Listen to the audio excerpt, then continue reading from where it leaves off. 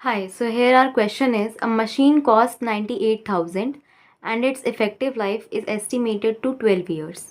ठीक है, इसका मतलब है कि एक मशीन है जिसकी कॉस्ट 98,000 है, यानी कि वो मशीन अभी प्रेजेंट टाइम पे 98,000 की है और उसकी जो इफ़ेक्टिव लाइफ है यानी कि उतनी लाइफ जब तक वो मशीन बहुत अच्छे से काम करेगी वो उसकी 12 साल की है। ठीक है, if the scrap value is 3000 only. Scrap value का मतलब है कि जब इस मशीन को 12 साल तक इस्तेमाल किया जाएगा तब उसकी वैल्यू 12 साल के बाद 3000 बचेगी। ठीक है, what should be retained out of profits at the end of each year to accumulate at compound interest at 5% per annum for depreciation. अब इस क्वेश्चन में बोल रहा है, मतलब यहाँ पर जितना मैंने अभी पढ़ा उसमें ये बोल रहा है कि जो हमारा प्रॉफिट होगा उसमें से हर एक साल के एंड में हम कितना एक्यूमुलेट करें। अब आप अगर अकाउंट्स वाले बच्चे होंगे तो आपको ये चीज़ समझ में आ रही होगी कि यहाँ पर प्रोविज़न और रिज़र्व्स की बात हो रही है, क्योंकि रिज़र्व्स में ही प्रॉफिट से निकाल के रखा जाता है, राइट। तो यहाँ पे बोला जा रहा है, और ये जो कंपाउंड इंटरेस्ट 5% का लेकर चल रहे हैं हर साल, वो इसलिए लेकर चल रहे हैं कि मान लो इन्फ्लेशन हो गया या कुछ ऐसी प्रॉब्लम हो गई, ठीक है, तो उसके लिए हम पहले से थोड़ा सा अमाउंट एक्स्ट्रा लेके चल रहे हैं। तो यहाँ पर बोल रहा है कि प्रॉफिट में से हमें हर साल 5% इंटरेस्ट लगा कर कितना अमाउंट हर साल निकालना पड़ेगा, ठीक है ना, so that a new machine can be purchased at the same price after 12 years. कितना अमाउंट हमें हर साल, कितना एक फिक्स्ड अमाउंट हमें निकालना पड़ेगा हर साल कि हम न्यू मशीन ख़रीद सकें 12 साल बाद, वो भी सेम प्राइस पर। सेम प्राइस पर मतलब कि 98,000 में, ठीक है, 98,000 रुपीज़ की हम 12 साल बाद वही मतलब एक नई मशीन ख़रीद सकें। और यहाँ पे अब कुछ वैल्यूज़ दी गई हैं, अगर वैल्यूज़ दी गई हैं तो उनका इस्तेमाल होगा, ये चीज़ आपको गिवन है क्वेश्चन में, और ये चीज़ आपको क्वेश्चन पेपर में भी गिवन होगी। अगर आप लोग को क्वेश्चन पेपर में नहीं गिवन है तो वो आपको लॉग टेबल देंगे। ओके, अब आगे बढ़ते हैं। अब हमें क्वेश्चन में कॉस्ट ऑफ मशीन गिवन है 98,000, ठीक है, और स्क्रैप वैल्यू जो मशीन की है 12 साल के बाद वो 3000 गिवन है। अब बोल रहा है कि amount required after 12 years to buy a new machine. एक नई मशीन खरीदने के लिए हमें 12 साल बाद कितने अमाउंट की ज़रूरत पड़ेगी, तो मैंने अभी बताया था कि 98,000 की ज़रूरत पड़ेगी, ठीक है। लेकिन लिसन, 98,000 की हमें ज़रूरत पड़ेगी और 3,000 हमारे मशीन की स्क्रैप वैल्यू है, यानी कि जब हम उस मशीन को 12 साल बाद बेचेंगे तो हमें 3,000 रुपये मिल ही जाएंगे, ठीक है, और 98,000 की वो मशीन है। तो जब 98,000 की मशीन है, 3,000 रुपये हमारे पास ऑलरेडी आ जाएंगे, इट मीन्स हमें 95,000 रुपीज़ इकट्ठा करने की ज़रूरत है, राइट। तो अब देखिए, जो 95,000 है वो हमारी फ्यूचर वैल्यू ऑफ एन्युटी हो जाएगी। अब काफ़ी लोगों के मन में क्वेश्चन आ सकता है कि why not present value of annuity. आपको कैसे पता चला कि future value of annuity calculate करना है?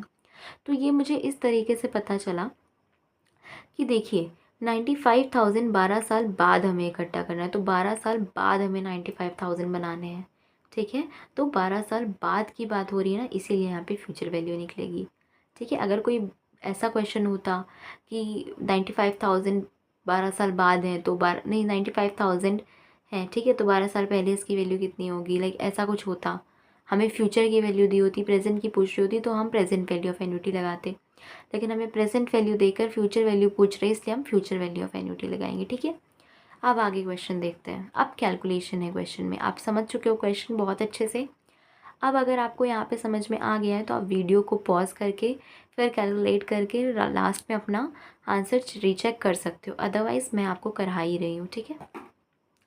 अब देखिए, अब हमें गिवन क्या क्या है। आर यानी कि रेट हमें गिवन है 5% पर एनम, टाइम हमें 12 ईयर्स का गिवन है, आई हमें 0.05 गिवन है। अब देखिए, आर और आई में लोगों को डिफरेंस हो सकता है ना पता हो, तो बेसिकली आर होता है आपका, सॉरी, आई होता है आपका, I equals R by 100 into M, और एम जो होता है ना वो, जैसे मान लीजिए अगर आपका दिया है कंपाउंडेड सेमी एनुअली तो आपका M2 हो जाएगा, अगर दिया है कंपाउंडेड एनुअली तो आपका m 1 हो जाएगा। तो जैसे हमें कुछ भी नहीं गिवन है क्वेश्चन में, तो हम एनुअली लेट करके चलते हैं, ठीक है। वरना I इक्वल्स R/m/100 होता है, और उसी तरीके से n इक्वल्स होता है m/t। तो m तो 1 गिवन है, ठीक है, और t हमें 12 गिवन है, तो n भी हमारा 12 हो जाएगा। और I हमारा 0.05 कैसे हो जाएगा, क्योंकि R हमें 5 दिया है, बाय 1 × 1/100 विच इज़ 0.05, ठीक है। अब देखिए यूजिंग दिस फार्मूला, अब ये फार्मूला तो आपको पता ही होगा कि future value equals regular payment bracket में 1 + i⁻1/i। ये फ्यूचर वैल्यू ऑफ एन्युटी को कैलकुलेट करने का फॉर्मूला होता है। और कौन सा फॉर्मूला होता है, ऑर्डिनरी पेमेंट का, ऑर्डिनरी एन्युटी का, सॉरी। अब देखिए एक चीज़ मुझे आप लोग को और बतानी थी, मुझे अभी याद आया। जैसे क्वेश्चन में हमें, आपको अब आपके माइंड में क्वेश्चन आ सकता है कि आपको कैसे पता चला कि यहाँ पे ऑर्डिनरी एन्युटी की बात हो रही है, इमीडिएट एन्युटी की नहीं हो रही है। तो क्वेश्चन में हमें गिवन है eight the end of each year. अगर क्वेश्चन में गिवन होता at the beginning of each year तो आप इमीडिएट एन्युटी लगाते, लेकिन अगर आपको एट द एंड गिवन है तो आप ऑर्डिनरी एन्युटी लगाओगे, ठीक है। अब आइए आगे का हम क्वेश्चन देखते हैं। अब हम नॉर्मली वैल्यू पुट कर लेंगे, हमारी फ्यूचर वैल्यू गिवन है, आर हमें कैलकुलेट करना है और हम सारी वैल्यूज़ पुट कर लेंगे। अब इसको कैलकुलेट करने के बाद आपकी वैल्यू 1.05 की पावर 12 आ जाएगा। अब इसको निकालना तो इम्पॉसिबल है, राइट। तो देखिए अब हम इसको आगे निकालेंगे, अब किस तरीके से निकालेंगे वो मैं आगे आपको बताऊँगी, ठीक है। तब तक इसको हम यहाँ भेज देंगे, मल्टीप्लाई करके ये वैल्यू आ जाएगी इसकी, और फिर हम इसको एज इट इज़ छोड़ देंगे। अब इसकी वैल्यू हम कैसे निकालेंगे, इसका मैं थोड़ा सा आपको इंट्रो दे देती हूँ यहाँ पे, क्योंकि फिर नेक्स्ट पेज में है तो इसलिए थोड़ी दिक्कत हो सकती है। इसलिए हम इसको बेसिकली x लेट कर लेंगे, और फिर x लेट कर लेंगे तो होगा क्या, x इक्वल्स 1.05 की पावर 12 हो जाएगा, ठीक है। अब दोनों साइड हम log ले लेंगे, तो log x इक्वल्स log 1.05 की पावर 12 हो जाएगा। ये 12 आगे चला जाता है, आपने log में पढ़ ही रखा होगा। उसके बाद हम log 1.05 की वैल्यू पुट कर लेंगे, और log 1.05 की वैल्यू हमें क्वेश्चन में ही गिवन थी। ये देखिए ये हमें log 1.05 की वैल्यू गिवन है, तो ये आप याद रखिएगा, ठीक है।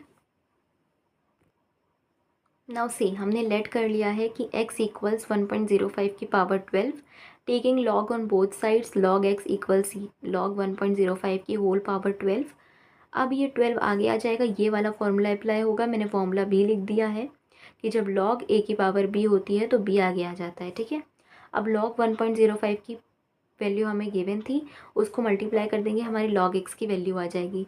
लेकिन ये हमारे log x की वैल्यू है, और हमने x इक्वल्स 1.05 की पावर 12 लेट किया था, तो हमें x की वैल्यू चाहिए, log x की वैल्यू नहीं चाहिए, तो वो हम अब आगे कैलकुलेट करेंगे, ठीक है। अब देखिए as it is given in the question that log 1.797 equal 0.2544, so comparing log x equal 0.2544 with that. आप देखना क्वेश्चन में ये चीज़ भी गिवन थी, आप लोग को पता होगा। अब देखिए वी गेट, हमने जब इस वाले को इससे कंपेयर किया तो हमें पता चल गया 0.2544 0.2544 log x की वैल्यू 1.797 हो जाएगी, ठीक है। अब देखिए x की वैल्यू 1.797 आ गई। अब x इक्वल्स 1.0512 था, तो इसकी वैल्यू ये आ गई। अब हम क्या करेंगे, हमने जो इक्वेशन 1 लेट की थी उसमें हम अपनी ये वैल्यू पुट कर देंगे, यानी कि जो हम आगे इक्वेशन सॉल्व कर रहे थे, राइट। अब देखिए सिंपली हमने सारी ये वैल्यू यहाँ पर पुट कर दी, इसको माइनस कर दिया, ये आंसर आ गया। फिर इसको इस साइड भेज कर डिवाइड कर देंगे, फिर डिवाइड करेंगे तो हमारा ये आंसर आ जाएगा। फिर आर अप्रॉक्सीमेटली ये आ जाएगा, तो ये हमारा फाइनल आंसर हो जाएगा यहाँ पे।